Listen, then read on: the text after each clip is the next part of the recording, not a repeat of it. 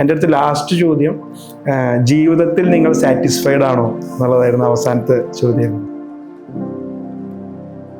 ഇനിയിപ്പോൾ civil service എന്നുള്ളൊരു മോഹം അത്ര അത് മുമ്പുണ്ടായിരുന്നു, പക്ഷെ പിന്നീട് ഒരു ജോലി കിട്ടുക എന്നുള്ളൊരു താല്പര്യത്തിലേക്ക് പോവാണ്. നല്ലോണം പഠിക്കുക. നിങ്ങൾ ഇപ്പോൾ സ്കൂളിൽ ചിലപ്പോൾ നിങ്ങൾ നല്ലോണം പഠിച്ച വ്യക്തികളായിരിക്കും, അപ്പോൾ അന്ന് റെഗുലറായിട്ട് പഠിച്ച പോലെ തന്നെ ഇവിടെ റെഗുലറായിട്ട് പഠിക്കുക. Hello everyone, welcome to Toppers Talk at Fortune IAS Academy.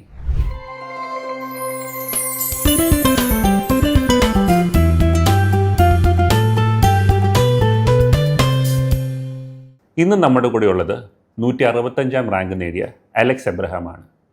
Thrissur സ്വദേശിയായ അലക്സിനോട് നമുക്ക് കൂടുതൽ വിശേഷങ്ങൾ ചോദിച്ച് മനസ്സിലാക്കാം. Hi Alex.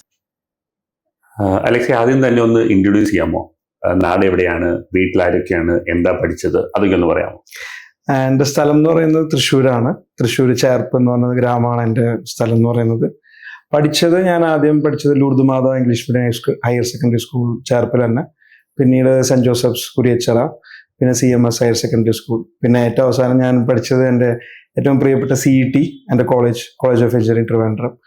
അവിടുന്ന് ഞാൻ BTech സിവിൽ എഞ്ചിനീയറിംഗ് ആയിരുന്നു പഠിച്ചു കഴിഞ്ഞിട്ടുണ്ടായിരുന്നു. 2016 പാസ് ഔട്ട്. അത് കഴിഞ്ഞ് 2 വർഷം ഖത്തറിൽ വർക്ക് ചെയ്യായിരുന്നു. വീട്ടിൽ അപ്പൻ, അമ്മ, ഒരു സഹോദരി. അപ്പച്ചൻ റിട്ടയർഡ് SI ആണ്, സബ് ഇൻസ്പെക്ടർ പുതുക്കാടായിരുന്നു, തൃശ്ശൂർ തന്നെ. അമ്മ ഹൗസ് വൈഫാണ്, കുറച്ച് നല്ല ടൈലറാണ്, പിന്നെ കുറച്ച് ബേക്ക് ചെയ്യും, അങ്ങനത്തെ കുറച്ച് കാര്യങ്ങളുണ്ട്. സിസ്റ്റർ ഒരാളുണ്ട്, അവൾ പഠിക്കുകയാണ് ഇപ്പോൾ. She did BTech in food technology. അതിനുശേഷം ഇപ്പോൾ അവൾ MBA ചെയ്യാണ് ഇർമ എന്ന് പറഞ്ഞ college, institute of rural management Anand, നമ്മുടെ വർഗീസ് കുര്യൻ എസ്റ്റാബ്ലിഷ് ചെയ്ത കോളേജ്. മനസ്സിലായി. ഇതിപ്പോ ഇൻട്രൊഡക്ഷൻ പറഞ്ഞ കൂട്ടത്തിൽ ഏറ്റവും പ്രിയപ്പെട്ട CET എന്ന് പറഞ്ഞു. CET അത്ര ഇഷ്ടപ്പെടാൻ കാര്യം എന്താ? ലൈക്ക് എനിക്ക് എൻ്റെ എല്ലാ എന്താ പറയാ വിദ്യാലയങ്ങളും ഇഷ്ടപ്പെട്ട സ്ഥലങ്ങളാണ്. The moulded me. പക്ഷെ CET moulded me to next level. അതായത് അവിടെ വന്നപ്പോഴാണ് നമ്മൾ ആ ഒരു നെക്സ്റ്റ് ലെവൽ ഓഫ് എക്സ്പോഷർ കിട്ടിയത്. അപ്പൊ അവിടെ നോട്ട് ഓൺലി ടീച്ചേഴ്സ്, പക്ഷെ students also influence me allot. അപ്പോൾ ഞാൻ ശരിക്കും പറയാറുണ്ട്, ഞങ്ങള് ഫ്രണ്ട്സൊക്കെ ഇരിക്കുന്ന സമയത്ത്, അതായത് ഞാൻ സ്കൂളിൽ പഠിക്കുന്ന കോളേജ് +2 പഠിക്കുന്ന സമയത്തൊക്കെ ഇന്റർനെറ്റ് എന്ന് പറഞ്ഞു കഴിഞ്ഞാൽ നമ്മളെ സംബന്ധിച്ച്, അല്ലെങ്കിൽ കമ്പ്യൂട്ടർ എന്ന് പറഞ്ഞു കഴിഞ്ഞാൽ CD റൈറ്റ് ചെയ്യുക, സിനിമ CD-യിൽ റൈറ്റ് ചെയ്യുക, DVD പ്ലെയറിൽ പ്ലേ ചെയ്യുക, അല്ലെങ്കിൽ എക്സാമിന് അപ്ലൈ ചെയ്യുക. ഇത്രയാണ് എനിക്ക് കമ്പ്യൂട്ടർ ഇന്റർനെറ്റിനെ പറ്റിയുള്ളൊരു പരിജ്ഞാനമുള്ളത്. വേറൊരു അപ്ലിക്കേഷൻ അറിഞ്ഞുകൂടാ. CET-യിൽ വന്നപ്പോഴാണ് ഞാൻ ലാപ്ടോപ്പിൽ പുസ്തകം വായിക്കുന്ന കുട്ടികളെ കാണുന്നത്. അപ്പൊ അവിടെ മുതലുള്ള എൻ്റെ എക്സ്പോഷർ ഡിഫറെൻ്റ് ആയിരുന്നു. ലൈക്ക് അവരുടെ ഒരു ചിന്തിക്കുന്ന രീതി, അവർ പഠിക്കുന്ന രീതികളും, ആൻഡ് ഓഫ് കോഴ്സ് ടീച്ചർമാരും വളരെ ഹെൽപ്ഫുൾ ആയിരുന്നു എല്ലാ കാര്യങ്ങളും. സോ ഓവറോൾ എൻ്റെ ഒരു പേഴ്സണാലിറ്റി ഡെവലപ്പ് ചെയ്തത് ആസ് എ ഹ്യൂമൻ ബീയിങ് എന്നുള്ള രീതിയിൽ. എനിക്ക് തോന്നുന്നു എല്ലാവർക്കും അതങ്ങനെ തന്നെയായിരിക്കും. അവരുടെ കോളേജ് പീരീഡിലാണല്ലോ അവരുടെ ഒരു സോഷ്യൽ സർക്കിളെല്ലാം വലുതായി വരുന്നതും. പിന്നെ കൈൻഡ് ഓഫ് ഞാൻ ഹോസ്റ്റൽ ലൈഫിലാണ് അവിടെ CET ജീവിച്ചിരുന്നത്. അപ്പോൾ വീട്ടിൽ നിന്ന് മാറി ഒരു ന്യൂ ടേസ്റ്റ് ഓഫ് ഫ്രീഡം. അപ്പൊ അതൊക്കെ എൻജോയ് ചെയ്യാൻ എനിക്കൊരു ഓപ്പർച്യൂണിറ്റി കിട്ടുന്നത് CET എന്നാണ്. അതുകൊണ്ടാണ് CET എനിക്ക് അത്ര ഇഷ്ടപ്പെട്ടാണ്. ഇപ്പൊ കോളേജ് ഓഫ് എഞ്ചിനീയറിംഗ് ട്രിവാൻഡ്രം, പിന്നെ സിവിൽ സർവീസ് കോച്ചിങ്, തിരുവനന്തപുരത്ത് ഒത്തിരി വർഷങ്ങൾ സ്പെൻഡ് ചെയ്തിട്ടുണ്ട്. അപ്പൊ ട്രിവാൻഡ്രത്ത് ഏറ്റവും ഫേവറേറ്റ് ഹാങ് ഔട്ട് സ്പോട്ട്സ് ഏതൊക്കെയാണ്? അങ്ങനെ ചോദിച്ചാൽ ഒരുപാട് സ്പോർട്സ് ഉണ്ട്. ഞങ്ങൾ കോളേജ് പഠിക്കുന്ന സമയത്ത് ഞങ്ങളുടെ ഇഷ്ടപ്പെട്ട ഒരു സ്ഥലം ഉണ്ടായിരുന്നു. അത് കഴക്കൂട്ടത്ത് അന്ന് ഒരു സുലൈമാനി കട ഉണ്ടായിരുന്നു. അപ്പൊ അവിടെ രാത്രി ലേറ്റ് നൈറ്റ് സുലൈമാനി കിട്ടായിരുന്നു, പല ടൈപ്പ്. പക്ഷെ ഞാൻ ആലോചിക്കാം, ഞാൻ ട്രിവാൻഡ്രത്തിന്റെ ഒരു എവല്യൂഷൻ കണ്ടിട്ടുണ്ട്. അന്ന് ആ റോഡ് ഒരു ഡബിൾ ലൈൻ റോഡാണ്. ഇത് കഴിഞ്ഞ് ഞാൻ ഖത്തർ പോയി തിരിച്ചു വന്നപ്പോൾ ആ കടകളെല്ലാം പോയി. അവിടെ എല്ലാം ഹൈവേ വന്നു, ലുലു മോൾ വലിയൊരു സംഭവമായി മാറി. അതുവരെ ആ ഒരു ആക്കുളം ഭാഗത്തേക്ക് പ്രത്യേകിച്ച് ആരും പോവാത്തൊരു ഏരിയ ആയിരുന്നു. ലുലു മാൾ വന്നതിന് ശേഷം അവിടെ ഒരുപാട് വളർച്ചകൾ വന്നു. അപ്പൊ അതുണ്ടായിരുന്നു. പിന്നെ എൻ്റെ second best hang out spot എന്ന് പറഞ്ഞാൽ അട്ടക്കുളങ്ങരയാണ്. അട്ടക്കുളങ്ങര ബുഹാരി പാൽ സർബത്ത് കിട്ടുന്ന അതൊരു വികാരമായിരുന്നു. എനിക്ക് ഓർമ്മയുണ്ട്, എൻ്റെ ഫ്രണ്ട്സ്, എൻ്റെ കൂട്ടുകാരനുണ്ട് അൽസബ, ഞങ്ങൾ കോളേജ് അൽസബ ശ്രീനാഥ്, ഞങ്ങളെല്ലാവരും. അപ്പൊ CET-ന്ന് രാത്രി ഞങ്ങള് എന്താ പറയാ ബൈക്ക് എടുത്ത് 10-12 മണിയാകുമ്പോൾ ഇവിടെ ബൂസ്റ്റ് സർബത്ത് മേടിക്കാൻ വരും. അപ്പൊ എന്നാൽ എല്ലാവരിലും ബൈക്കില്ല. അപ്പൊ ബൈക്കുള്ള 2 പേരാണ് ഇവിടെ വരിക. അപ്പൊ ഹോസ്റ്റലിൽ 10-15 പേരുണ്ട്. അപ്പൊ അവർക്ക് നമ്മള് കുപ്പിയിലാക്കി പാർസൽ ബൂസ്റ്റ് സർബത്ത് മേടിച്ചുകൊണ്ട് പോവുക. അപ്പൊ അതൊക്കെ ഒരു നല്ല മെമ്മറീസ് ആണ്, ലൈക്ക് കൈൻഡ് ഓഫ്. പിന്നെ ഒബ്വിയസ്ലി എല്ലാവരും പോലെ സംസം. നമ്മള് ഖത്തറിൽ നേരത്തെ 2 കൊല്ലത്തോളം വർക്ക് ചെയ്തു. അപ്പോ അങ്ങനെ ഒരു ജോലി ഉപേക്ഷിച്ചിട്ട് സിവിൽ സർവീസ് പോലെ ഒരു പ്രിപ്പറേഷന് വരാനുള്ള റീസൺ എന്താ?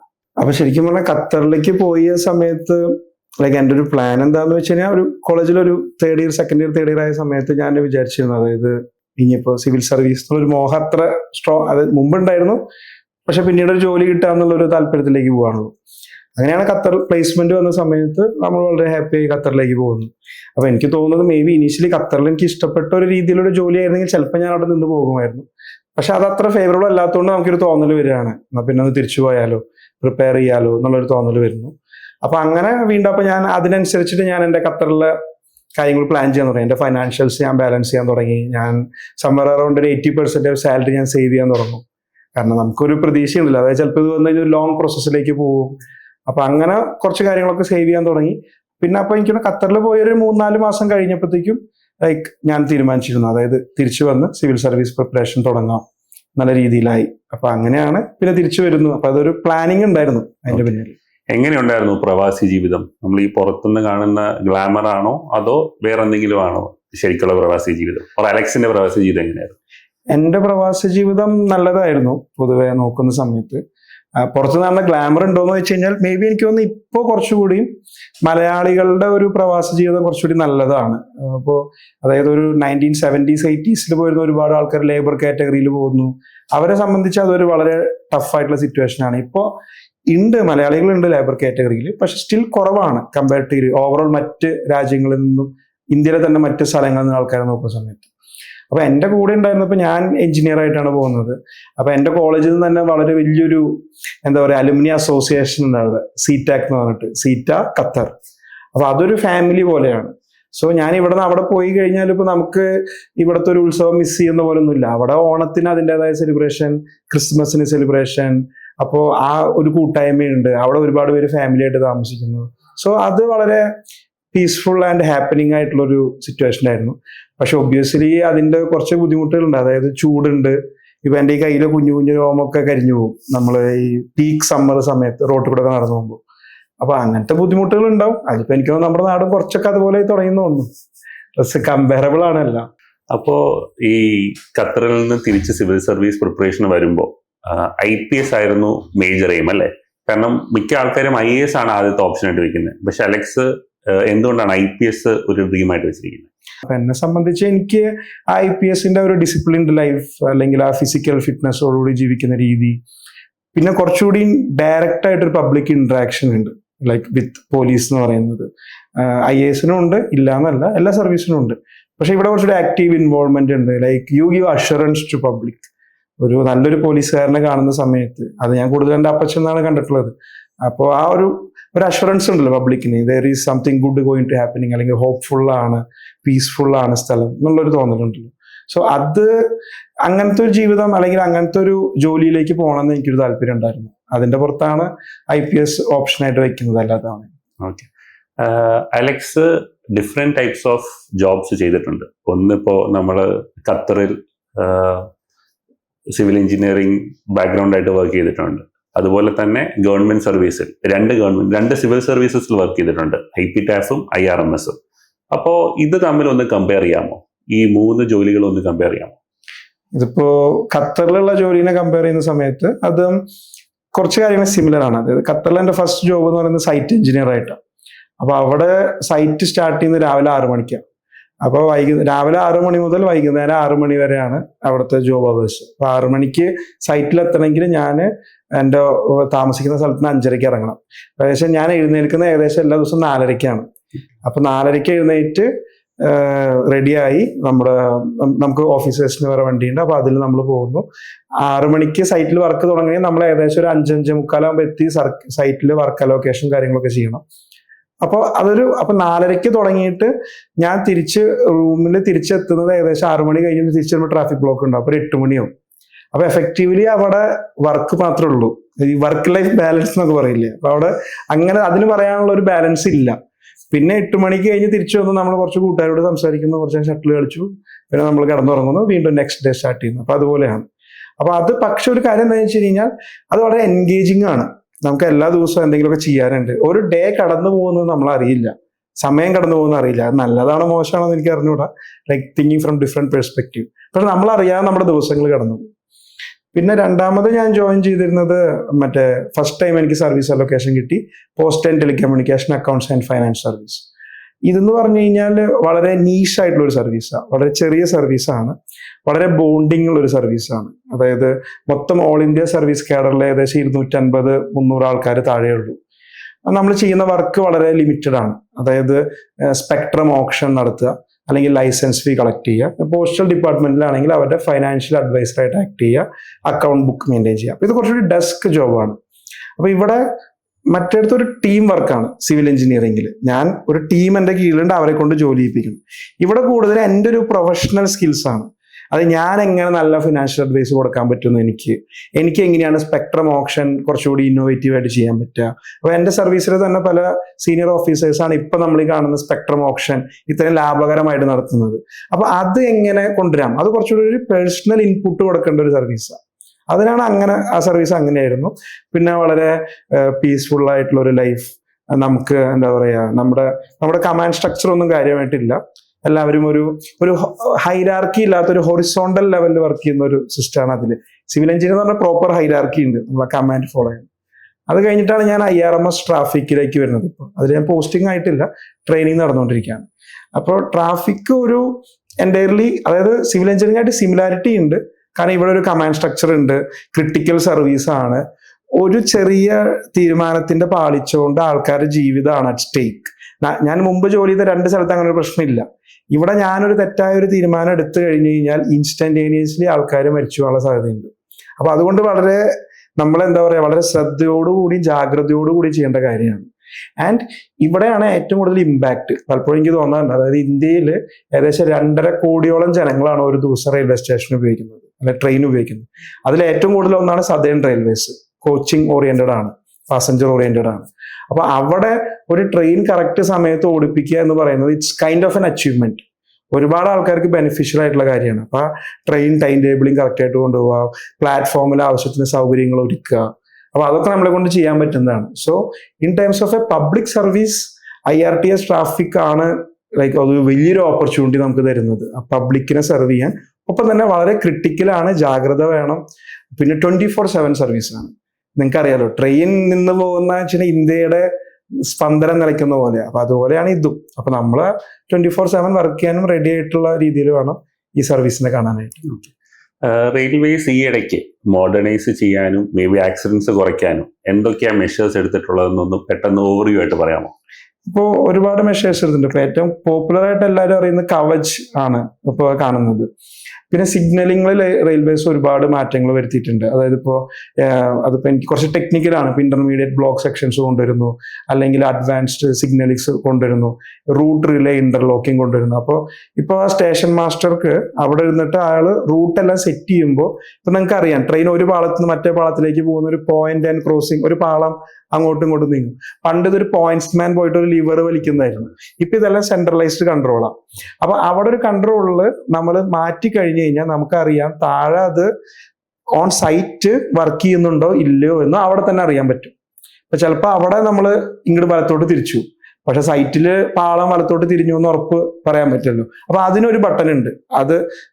അത് റെഡ് ആണെന്നുണ്ടെങ്കിൽ ഇത് വർക്ക് ചെയ്യുന്നത് കറക്റ്റ് ആയിട്ടല്ല, അല്ല ഗ്രീൻ ആണെന്നുണ്ടെങ്കിലാണ് അത് വർക്കിംഗ് കറക്റ്റ് ആണ്. അപ്പൊ അങ്ങനത്തെ കുറെ സിസ്റ്റംസ് ഉണ്ട്. പിന്നെ ഞാൻ പറഞ്ഞു, ഓൾറെഡി റെയിൽവേസ് വളരെ സ്ട്രോങ് ആയിട്ടുള്ളൊരു സിസ്റ്റമാണ്, സിസ്റ്റമിക് ആയിട്ട്.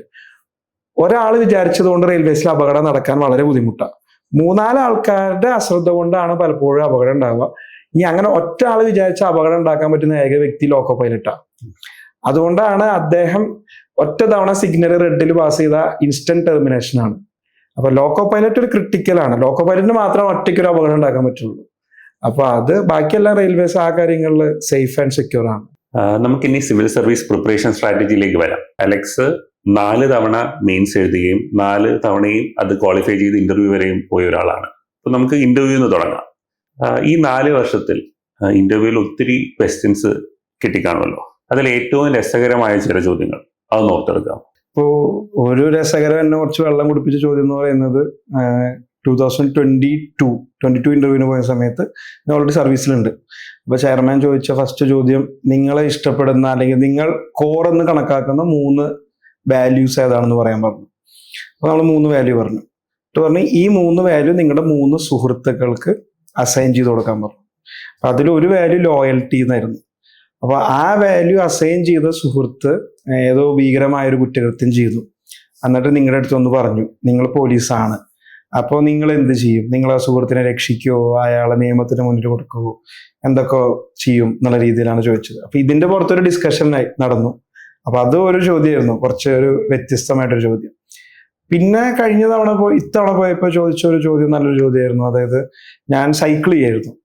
അപ്പൊ ചെയർമാൻ ചോദിച്ചു, നിങ്ങൾ എത്ര ദൂരം സൈക്കിൾ ചെയ്യും? അപ്പൊ ഞാൻ പറഞ്ഞു, ഞാൻ എൻ്റെ ഏറ്റവും ദൂരം ഞാൻ സൈക്കിൾ ചെയ്തിട്ടുള്ള ഞാൻ തൃശ്ശൂർ മുതൽ കായംകുളം വരെ ഞാൻ ഒരു ദിവസം സൈക്കിൾ ചെയ്തിരുന്നു, തിരുവനന്തപുരം വരാൻ വേണ്ടിയിട്ട്.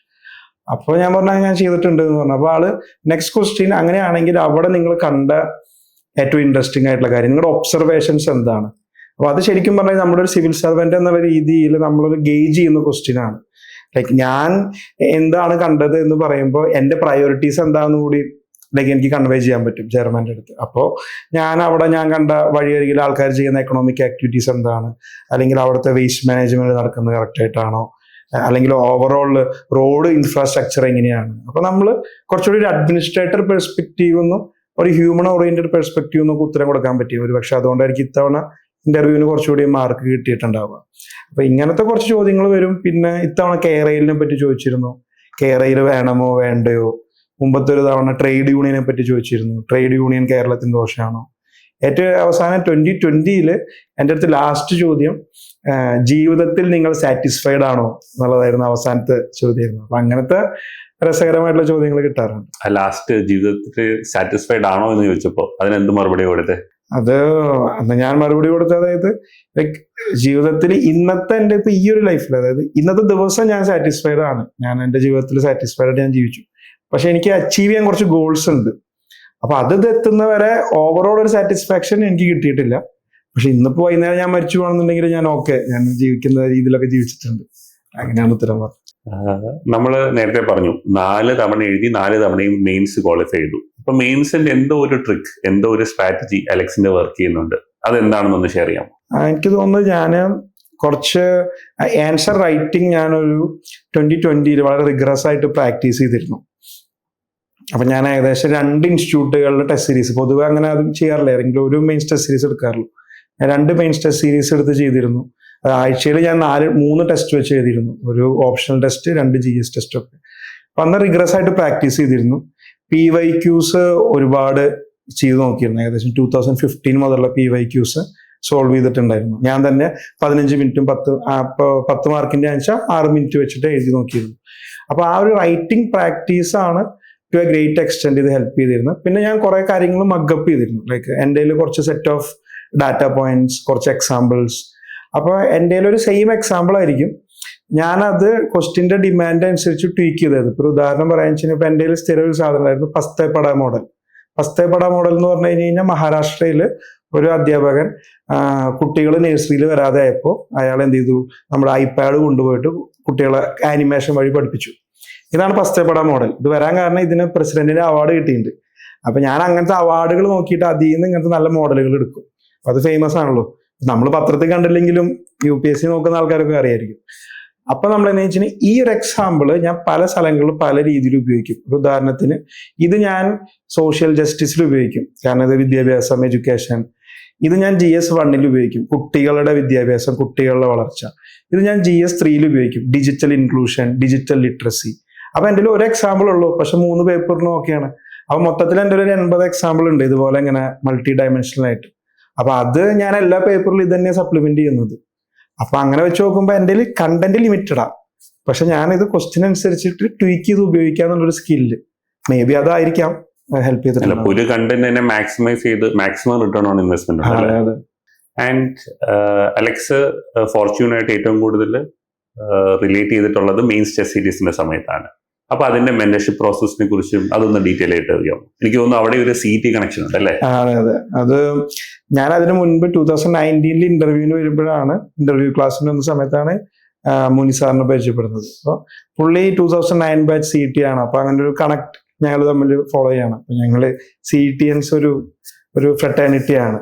അപ്പൊ അതിന്റെ ബേസിസിലാണ്. പിന്നെ ആ വർഷം എനിക്ക് കിട്ടിയില്ല. അപ്പൊ നെക്സ്റ്റ് ഇയർ ഞാൻ ടെസ്റ്റ് സീരീസ് വരുന്ന സമയത്ത് ഞാൻ ഫോർച്യൂണിൽ ടെസ്റ്റ് സീരീസ് എടുക്കണം. ആ വർഷം ഫോർച്യൂൺ ഇന്റർവ്യൂ പോയവർക്ക് ടെസ്റ്റ് സീരീസ് ഫ്രീ ആയിട്ട് കൊടുക്കായിരുന്നു. അപ്പൊ അങ്ങനെയാണ് ഞാൻ ഇവിടെ ജോയിൻ ചെയ്യുന്നത്. ലക്കിലി മൂലി തന്നെയായിരുന്നു എൻ്റെ മെന്ററായിട്ട് വന്നത്. അപ്പൊ ആ സമയത്താണ് ഞാൻ വീണ്ടും മൂലി സാറായിട്ടുള്ള കോണ്ടാക്ട് കൂടുന്നു, എൻ്റെ ആൻസേഴ്സ് റിവ്യൂ ചെയ്യുന്നു. അപ്പൊ പുള്ളി കൂടുതലും പറഞ്ഞിരുന്നത് കണ്ടന്റ് ലെവൽ ഓക്കെയാണ്, പക്ഷെ നിന്റെ പ്രസന്റേഷൻ ഇമ്പ്രൂവ് ചെയ്യണം. അപ്പൊ അതിന് വേണ്ടിയിട്ടുള്ള കുറച്ച് മെറ്റീരിയൽസ് അല്ലെങ്കിൽ ആ രീതികൾ ആളൊന്ന് സപ്ലിമെന്റ് ചെയ്ത് തരുന്നു. പിന്നെ കൂടുതൽ ആളുടെ ഒരു മെന്റൽ സപ്പോർട്ട് ഉണ്ടായിരുന്നു. അപ്പൊ മുനി കുറച്ചുകൂടി എംപത്തൈസ് ചെയ്യായിരുന്നു. ആള് ആ പ്രോസസ്സ്, ആ സ്ട്രഗിളിലൂടെ കടന്നു വന്നു, ആ ഒരു മെന്റൽ ഹാർഡ്ഷിപ്പിലൂടെ കടന്നു വന്നു. അപ്പൊ അത് പലപ്പോഴും എല്ലാവരിൽ നിന്നും കിട്ടിയിരുന്നില്ല. അപ്പൊ ഞാൻ പലപ്പോഴും വിചാരിക്കാറുണ്ട് എനിക്ക് അങ്ങനെ ഒരു ആരുടെയും മെന്റൽ സപ്പോർട്ട് അല്ലെങ്കിൽ ഒരു മെന്റൽ കെയറിന്റെ ആവശ്യമൊന്നുമില്ല എന്ന് വിചാരിച്ചിരുന്നു. But when I found that in മുനി സാർ, ലൈക്ക് അതെനിക്ക് വളരെ ഹെൽപ്ഫുൾ ആയിരുന്നു. അദ്ദേഹം ആ ഒരു കെയർ തരുന്നത്. ലൈക്ക് മേ ബി ആ ഒരു പീരീഡ്, ആ ഒരു കെയർ എൻജോയ് ചെയ്ത ഒരു പീരീഡ് അത് മാത്രമായിരിക്കും ചിലപ്പോൾ. അപ്പൊ അത് കഴിഞ്ഞ് അപ്പൊ ആള് ഇത് തരുമായിരുന്നു. പിന്നെ ഈ എസ്സേക്ക് വേണ്ടിയിട്ട് ആള് സപ്പോർട്ട് ചെയ്തിരുന്നു. അപ്പൊ എൻ്റെ എസ്സേ മോശമായിരുന്നു. അപ്പൊ എസ്സേ എഴുതുന്ന സമയത്ത് ആളെന്നെ വിളിച്ചിരുത്തി, നിന്റെ കണ്ടന്റ് ഉണ്ട്, പക്ഷെ നിന്റെ ഫ്ലോ സ്ട്രക്ചറിങ്, എസ്സേയുടെ ഒരു ഫ്ലോ വേണം, ഒഴുക്ക് വേണം, അതില്ല. നിന്റെ ഭയങ്കര അബ്രപ്റ്റ് ആണ്, റാൻഡമായിട്ട് നീ ചാടി കളിക്കുകയാണ്, നിന്റെ ഐഡിയാസ് കൺസിസ്റ്റന്റ് ആയിട്ടല്ല പോകുന്നത്. അപ്പൊ അതൊന്ന് സ്ട്രീം ലൈൻ ചെയ്യാൻ വേണ്ടി ഞാനും പുള്ളി ഇരുന്നിട്ട് കുറച്ച് ടോപ്പിക്സ് ബ്രെയിൻ സ്ട്രോം ചെയ്തു. ഇത് വളരെ ഹെൽപ്ഫുൾ ആണ്. പലപ്പോഴും ഈ മെന്റർഷിപ്പിൽ എനിക്ക് ഏറ്റവും കൂടുതൽ തോന്നിയിട്ടുള്ള അതാണ്. അതായത് ഈ പ്രോസസ്സിലൂടെ കടന്നു പോയൊരു വ്യക്തി നമ്മുടെ കൂടെ ഇരുന്ന് പേഴ്സണലി ഒരു 2-3 മണിക്കൂർ സ്പെൻഡ് ചെയ്ത് കഴിഞ്ഞാൽ അത് ഉണ്ടാക്കുന്ന ഒരു എക്സ്പോണൻഷ്യൽ ആയിട്ടുള്ള ഒരു എഫക്റ്റാണ്. അപ്പൊ അത് ആ വർഷം അത് എനിക്ക് ഫീൽ ചെയ്തു. അപ്പൊ അതുകൊണ്ട് ആ വർഷം എനിക്ക് എസ്സേയിൽ നല്ല മാർക്കും ഉണ്ടാവുകയും ചെയ്തിരുന്നു. അപ്പൊ അതാണ് എനിക്ക് ആ ടെസ്റ്റ് സീരീസും ഇവിടെ മുനിസാറും ഒക്കെ ആയിട്ടുള്ള ഒരു കണക്ട് ഉണ്ടായിരുന്നു. അലക്സ് അതിനുശേഷം ഇവിടെ മെന്ററായിട്ടും വർക്ക് ചെയ്തിട്ടുണ്ട് അല്ലേ? അപ്പോൾ മെന്ററായിട്ട് വർക്ക് ചെയ്യുമ്പോൾ ആ മെന്റീസുമായിട്ടുള്ള റിലേഷൻ അല്ലെങ്കിൽ അവർക്ക് കൊടുക്കുന്ന ഗൈഡൻസ് അതെന്തൊക്കെയായിരുന്നു? ഞാൻ മെയിൻ ടെസ്റ്റ് സീരീസിനാണ് മെന്ററായിട്ട് വർക്ക് ചെയ്തിരുന്നത്. അപ്പോൾ ആ സമയത്ത് ഞാൻ അവരുടെ പേപ്പർ ഇവാലുവേറ്റ് ചെയ്യും. അപ്പൊ അതിന് അപ്പൊ ആ വർഷം എനിക്ക് കിട്ടിയ ലോട്ടിൽ ശരിക്കും പറഞ്ഞാൽ 4 പേരാണ് ആ വർഷം അപ്പിയർ ചെയ്യുന്നുണ്ടായിരുന്നുള്ളൂ, മെയിൻസിന് വേണ്ടി അപ്പിയർ ചെയ്യുന്നുണ്ടായിരുന്നുള്ളൂ. അപ്പൊ അവരുടെ പെർഫോമൻസ് ഞാനൊന്ന് നോക്കുമായിരുന്നു. അപ്പൊ അതിൽ 1-2 പേര് വളരെ ബ്രില്യൻ്റ് ആണ്, അവരുടെ ആൻസർ റൈറ്റിംഗ് വളരെ നല്ലതാണ്. ഈവൺ അതിലൊരാള് ലൈക്ക് എനിക്ക് തോന്നാറുണ്ട് എന്നെക്കാളും ഫാർ ബെറ്റർ ആൻസേഴ്സ്. എനിക്ക് ഈവൺ ആളുടെ റിസൾട്ട്സ് വന്ന സമയത്ത് എന്നെക്കാളും GS ആൾക്ക് 20 മാർക്ക് കൂടുതലുണ്ട്. അപ്പൊ ആളുടെ ഒരു ഇതെന്ന് വെച്ചാൽ ആള് കൺക്ലൂഷൻ എഴുതില്ലായിരുന്നു. അപ്പൊ ആളുടെ കൺക്ലൂഷൻ എഴുതാൻ വേണ്ടിയിട്ട് ആളൊന്ന് പുഷ് ചെയ്യുക. അപ്പൊ അവർക്ക് ലൈറ്റ് പുഷ് കൊടുത്താൽ മതി. Like they are brilliant among themselves. അപ്പൊ അവരങ്ങനെ ഹെൽപ്പ് ചെയ്തിരുന്നു. വേറെ ചിലരുടെ ഇപ്പൊ കുറച്ച് കണ്ടന്റ് കുറവാണ്, അല്ലെങ്കിൽ ചില ക്വസ്റ്റ്യൻ മനസ്സിലാക്കുന്ന രീതി ശരിയായിരിക്കില്ല, ക്വസ്റ്റ്യന്റെ ഡിമാൻഡ് അഡ്രസ് ചെയ്യാതെ പോകും. അപ്പൊ അത് അവർക്കൊന്ന് പറഞ്ഞ് മനസ്സിലാക്കി കൊടുക്കുക, ഇത് ഇങ്ങനെയാണ് ചെയ്യേണ്ടത് എന്നുള്ള രീതിയിൽ. അപ്പൊ ആ ഒരു കെയർ ആണ് ഞാൻ ഇവിടെ കുട്ടികൾക്ക് അന്ന് കൊടുക്കാൻ ശ്രമിച്ചിരുന്നത്. പിന്നെ വെച്ചാൽ ഇത് നമുക്കും ഇതിന്റെ ഒരു ഫൈനൽ ഔട്ട്പുട്ട് നമുക്ക് അറിയില്ലല്ലോ, അല്ലെങ്കിൽ ആൻസർ കീ എന്താന്ന് UPSC പബ്ലിഷ് ചെയ്യുന്നില്ല. സോ ഞാൻ ആ സിറ്റുവേഷനിൽ എന്തൊക്കെ ചെയ്യുമായിരിക്കും എന്നുള്ളത് അവരോട് സജസ്റ്റ് ചെയ്യും. പിന്നെ ഇറ്റ്സ് അപ് ടു ദം അല്ലേ, അവരെങ്ങനെ വേണം അത് പ്രസന്റ് ചെയ്യണമെന്നുള്ളത്. ഇനി നമുക്ക് പ്രിലിംസ് പ്രിപ്പറേഷൻ സ്ട്രാറ്റജിയിലേക്ക് വരാം. പ്രിലിംസ് പ്രിപ്പറേഷനിൽ നമ്മൾ ഒത്തിരി മിസ്റ്റേക്സ് ഫസ്റ്റ് ടൈമേഴ്സ് ചെയ്യുന്ന കാണാറുണ്ട്. എന്താണ് സാധാരണ ആൾക്കാർ ചെയ്യുന്ന മിസ്റ്റേക്സ് ആൻഡ് അലക്സിന് ഏറ്റവും കൂടുതൽ വർക്ക് ചെയ്യുന്നു എന്ന് തോന്നുന്ന ഒരു പ്രിലിംസ് സ്ട്രാറ്റജി എന്താ? മിസ്റ്റേക്സ് എനിക്ക് തോന്നിയിട്ടുള്ളൂ, എനിക്ക് അത്ര അധികം അറിഞ്ഞുകൂടാ. ഇപ്പൊ മറ്റാൾക്കാരുടെ ഞാൻ കണ്ടിട്ടുള്ളത് അൺവാണ്ടഡ് ആയിട്ടുള്ള ഒരുപാട് കണ്ടന്റ് പഠിക്കുക, ബേസിക്സിലേക്ക് സ്റ്റിക്ക് ഓൺ ചെയ്യാതെ നിൽക്കുക, അതാണ് ഒരു പ്രശ്നം.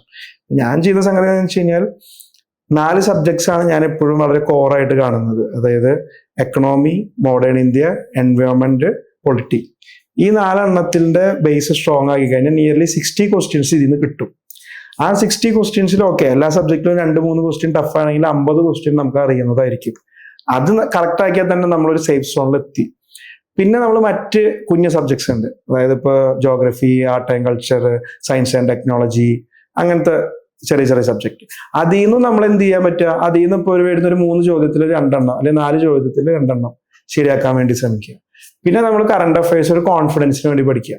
Current affairs UPSC current affairs മുഴുവൻ പഠിക്കാൻ ശ്രമിക്കരുത്. കാരണം അത് അത്രയധികം കറണ്ട് അഫയേഴ്സ് ഉണ്ട്. നമ്മൾ ഇന്ന് ഓരോ ഇൻസ്റ്റിറ്റ്യൂട്ടുകാരും 100 കണക്കിന് മെറ്റീരിയൽ ഇറക്കും. ഇത് മുഴുവൻ പഠിച്ചുകൊണ്ട് നടക്കുന്ന കാര്യമില്ല. അപ്പൊ ഞാൻ ഒരു ഇൻസ്റ്റിറ്റ്യൂട്ടിന്റെ മെറ്റീരിയൽ ഫോളോ ചെയ്യും, അതെന്റെ ഒരു കോൺഫിഡൻസ് ആണ്. അതിൽ നിന്ന് ചോദ്യോത്തരം വരുമെന്ന് എനിക്ക് അറിഞ്ഞൂടാ, പക്ഷെ എന്തെങ്കിലും ചെയ്തു പോകുന്നൊരു ഉറപ്പ് വരുത്താൻ. പക്ഷെ സ്റ്റിക്ക് ടു ദ ബേസിക്സ്, അതെപ്പോഴും നിങ്ങളെ ഹെൽപ്പ് ചെയ്യും. അപ്പൊ അതാണ് ഞാനും ചെയ്യാറ്. അങ്ങനെ ചെയ്ത് കഴിഞ്ഞാൽ നല്ലതായിരിക്കും.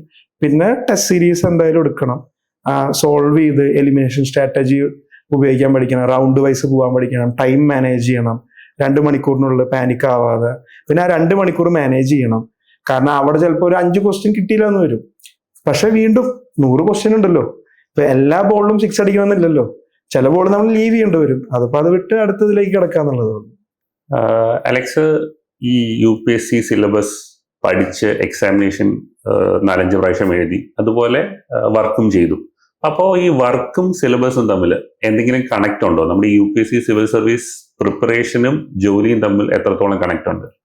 ഒരുപാട് കണക്ട് ഉണ്ട് ശരിക്കും പറഞ്ഞു കഴിഞ്ഞാൽ. അതായത് ഇപ്പൊ നമ്മൾ ഇന്ത്യൻ എക്കണോമിനെ പറ്റി പഠിക്കുന്ന കാര്യങ്ങളൊക്കെ നമുക്ക് ആവശ്യം വരും ഇതിലെ പല സെക്ടറുകൾ.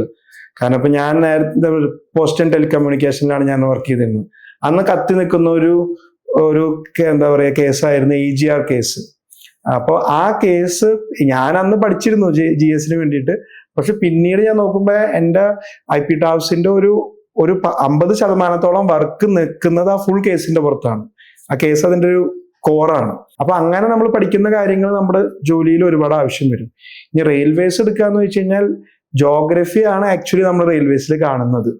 അപ്പൊ എങ്ങനെ റെയിൽവേസ് പ്ലാൻ ചെയ്യണം, എന്തുകൊണ്ട് ഈ റൂട്ടിൽ ട്രെയിൻ ഉണ്ട്, ട്രാക്ക് ഉണ്ട്, ട്രെയിൻ ഇല്ല, അപ്പൊ അതിന്റെ ഡെവലപ്മെന്റ്. ഇപ്പൊ ഫിസിക്കൽ ജോഗ്രഫിയും ഹ്യൂമൻ ജോഗ്രഫിയും ഒക്കെ ഇപ്പൊ ഈ ഹ്യൂമൻ ജോഗ്രഫിയിലെ ഒരു കോർ ഫാക്ടറാണ് റെയിൽവേ ടൗൺസ്.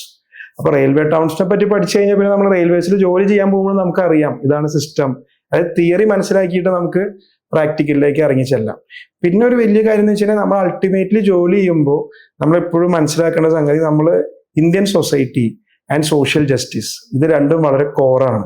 നമ്മൾ എന്ത് തീരുമാനം എടുക്കുമ്പോഴും സോഷ്യൽ ജസ്റ്റിസ് എൻഷുർ ചെയ്യുന്നുണ്ടോ, ഇന്ത്യൻ സൊസൈറ്റിയിലെ ഡൈവേഴ്സ് ആയിട്ടുള്ള ആൾക്കാർ ഇത് എങ്ങനെ ഇമ്പാക്ട് ചെയ്യുന്നു എന്ന് നമ്മൾ അനലൈസ് ചെയ്യണം. അതാണ് നമ്മളെ ഈ GS സ്റ്റഡീസ് നമ്മൾ പഠിപ്പിക്കുന്നത്.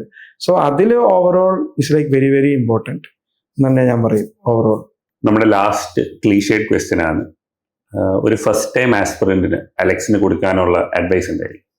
ഫസ്റ്റ് ടൈം ആസ്പിറന്റ് എന്ന് പറഞ്ഞാൽ നിങ്ങളുടെ ഫസ്റ്റ് അറ്റംപ്റ്റ് ആയിരിക്കും നിങ്ങളുടെ ബെസ്റ്റ് അറ്റംപ്റ്റ്. എനിക്ക് അങ്ങനെയാണ് തോന്നിയിട്ടില്ല. നമ്മൾ ഏറ്റവും നല്ലോണം പഠിച്ചു തരുന്നത്. ആ സമയത്ത് നിങ്ങളുടെ ഫൗണ്ടേഷൻ സ്ട്രോങ് ആക്കുക. അപ്പോൾ മറ്റ് ഇൻവോൾവ്മെന്റുകളിലേക്കൊന്നും പോവാതിരിക്കുക. എക്സാമിന് പ്രയോറിറ്റി കൊടുക്കുക. എക്സാമിന് പ്രയോറിറ്റി കൊടുക്കുക ഇൻ ദ സെൻസ്, ഇപ്പൊ ചിലപ്പോൾ നിങ്ങൾക്കൊരു കല്യാണത്തിന് പോകണം, വീട്ടുകാരുടെ കൂടെ ഒരു ഫംഗ്ഷന് പോകണം, യാത്ര പോകണം. അപ്പൊ ആ സമയത്ത് ക്ലാസ്സുകൾ ഉണ്ടെന്നുണ്ടെങ്കിൽ ഗീവ് പ്രയോറിറ്റി ടു ക്ലാസ്. ക്ലാസ്സിന് എപ്പോഴും ഇമ്പോർട്ടൻസ് കൊടുക്കുക. ദെൻ നല്ലോണം പഠിക്കുക. നിങ്ങൾ ഇപ്പോൾ സ്കൂളിൽ ചിലപ്പോൾ നിങ്ങൾ നല്ലോണം പഠിച്ച വ്യക്തികളായിരിക്കും. അപ്പൊ അന്ന് റെഗുലർ ആയിട്ട് പഠിച്ച പോലെ തന്നെ ഇവിടെ റെഗുലർ ആയിട്ട് പഠിക്കുക. പിന്നെ ഒരു കാര്യം എപ്പോഴും മനസ്സിലാക്കേണ്ടത്, ഇത് ഒരു ദിവസം കൊണ്ടുണ്ടാവുന്ന പ്രോസസ്സ് അല്ല. അപ്പൊ റിസൾട്ട് ഇപ്പൊ നമ്മൾ ജിമ്മിൽ പോകുന്ന പോലെയാണ്. നിങ്ങൾ ആദ്യത്തെ ഒരാഴ്ച പോയി, രണ്ടാമത്തെ ആഴ്ച പോയി, ആ 2 ആഴ്ച കഠിനമായ വേദന, മേലുവേദന, ബുദ്ധിമുട്ടുകളൊക്കെ ഉണ്ടാവും. പക്ഷെ അത് സഹിച്ച് ഒരു 3-4 മാസം കഴിയുമ്പോഴാണ് ആ റിസൾട്ട്സ് ഉണ്ടാവുക. അതെങ്ങനെ നിങ്ങളുടെ ശരീരത്തിൽ മസിലായിട്ട് ഉണ്ടാവുന്ന അതുപോലെ നിങ്ങളുടെ ബുദ്ധിയും പ്രോസസ്സിലൂടെയാണ് വളരുള്ളൂ. അപ്പൊ പത്രം വായിക്കുമ്പോൾ ആദ്യത്തെ ആഴ്ച ഒന്നും മനസ്സിലായെന്ന് വരില്ല. പക്ഷെ 2ാമത്തെ, 3ാമത്തെ, 4ാമത്തെ ആഴ്ച കഴിയുമ്പോൾ അത് നിങ്ങളുടെ ആ ഒരു പ്രോസസ്, എന്താ പറയാ, ആ ഒരു അക്യുമെൻ വളർന്ന് വലുതാവും നിങ്ങളുടെ ഉള്ളിൽ. അപ്പൊ ആ വെയിറ്റ് ചെയ്യുക കുറച്ച് നാളുകൾക്ക് വേണ്ടിയിട്ട്. പിന്നെ എപ്പോഴും always keep in touch with someone. അതായത് ഈ പ്രോസസ്സിൽ ഇൻവോൾവ് ചെയ്ത ആരെങ്കിലുമായിട്ട് എപ്പോഴും ഒരു ടച്ച് വേണം. That you are not derailing. നിങ്ങളുടെ പ്രോപ്പർ ചാനലിലാണ് നിങ്ങൾ പോകുന്നതെന്ന് ഉറപ്പ് വരുത്താനായിട്ട്. അപ്പൊ നിങ്ങൾ ചെയ്യുന്നത് എന്തൊക്കെയാണ് പഠിക്കുന്നത്. കാരണം ചിലപ്പോൾ നിങ്ങൾ ആവശ്യമില്ലാത്ത കുറെ കാര്യങ്ങൾ പഠിക്കുന്നുണ്ടാവും.